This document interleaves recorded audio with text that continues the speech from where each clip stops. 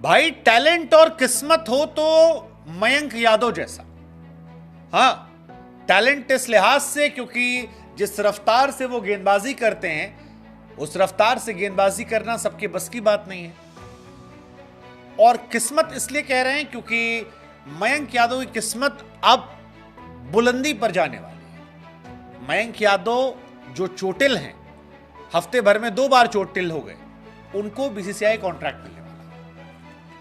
मतलब मयंक जब आए तब मयंक छा गए थे। मयंक की शुरुआत हम सब जानते हैं कि शुरुआत के पहले match man of the match RCB के सामने आईपीएल 2024 की सबसे फास्टेस्ट बॉल फेंक दी थी 155.8। फिर बैंगलोर के मैच में ही 156 ही फेंक दी।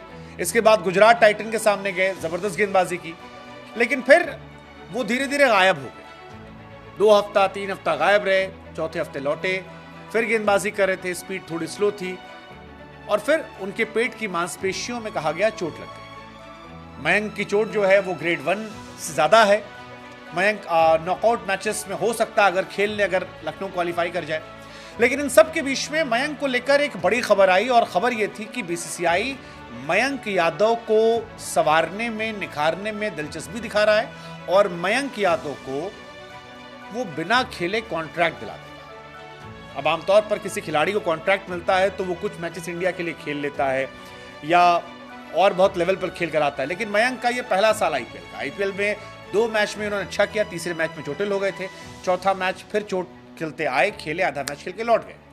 लेकिन इसके बावजूद दिल्ली के रहने वाले मयंक जो कि लखनऊ के लिए खेलते हैं, 21 साल के हैं, उनको इंडिया अवार्ड दे सकती है। वैसे अगर मयंक पूरी तरह फिट होते, मयंक हिट होते तो शायद मयंक को आप वर्ल्ड कप में भी देख सकते थे, लेकिन क्योंकि मयंक पूरी तरह फिट नहीं है, मयंक चोट की वजह से परेशान है, लिहाजा बीसीसीआई उनको वर्ल्ड कप में तो नहीं भेज रही है। लेकिन यह खबर आ रही है कि कुछ गेंदबाज ऐसे हैं जिनके साथ मयंक को इस बार कॉन्ट्रैक्ट दे दिया जाएगा। मयंक जिनके साथ जिन लोग कॉन्ट्रैक्ट मिलेगा उसमें उमरान मलिक का भी नाम चल रहा है, विदवत का नाम चल रहा है, विशाख विजय कुमार का नाम चल रहा है, यश दयाल का नाम चल रहा है और आकाशदीप का, जो लोग ऑलरेडी एक बॉलर से कॉन्ट्रैक्ट था, उसमें शामिल कर लिया जाएगा।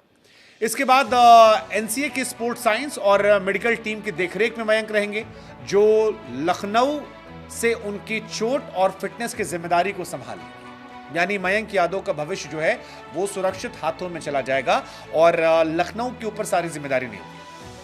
दरअसल मयंक के प्रदर्शन के बाद तमाम लोग ये लगातार कह रहे थे कि मयंक यादव को लखनऊ के हाथों से ले लेना चाहिए। मयंक यादव को अगर लंबा खिलाना है और गुमनाम नहीं करना है तो मयंक की फिटनेस पर विशेष ध्यान देना होगा, क्योंकि मयंक जो कर सकते हैं वो इंडिया में अभी तक तो कोई दिखाई नहीं पड़ा जो ऐसा कर सकता है। और ऐसे में मयंक को बचाना बीसीसीआई की जिम्मेदारी है। शायद बीसीसीआई को भी ये बात समझ में आई और इसी वजह से उमरान मलिक के साथ विदवत, विशाख, यश दयाल, आकाशदीप के साथ इन्हें भी कॉन्ट्रैक्ट दिया जाना तय है। मयंक एनसीए की स्पोर्ट्स साइंस मेडिकल टीम की देखरेख में रहने वाले हैं और उनकी बल्ले बल्ले होने वाली है। बीसीसीआई के सोर्सेस कहते हैं कि मयंक को चोट लगी है, लेकिन ग्रेड 1 की चोट होने की अधिक संभावना है। इससे उभरने में बहुत समय नहीं लगेगा। एलएसजी अगर प्लेऑफ के लिए क्वालिफाई करता है तो नॉकआउट मैच खेलने के लिए मयंक फिट हो सकते हैं, लेकिन आईपीएल के बाकी मैचेस में वो नहीं खेल पाएंगे।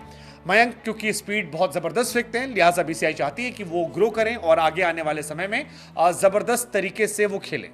मयंक मुंबई इंडियंस वाले मैच में वापसी की थी, लेकिन केवल 3 ओवर 1 गेंद फेंककर वापस चले गए थे।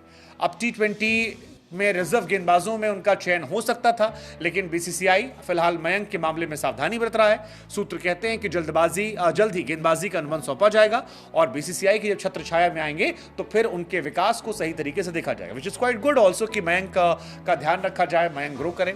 लेकिन मयंक को लेकर जो हमने पहली लाइन कही थी वो सही थी गुरु, कि मयंक का टैलेंट और मयंक की किस्मत दोनों जबर है, बल्ले बल्ले है। टैलेंट उनका अनमैचेबल है और इसीलिए शायद किस्मत जो है वो भी अनमैचेबल।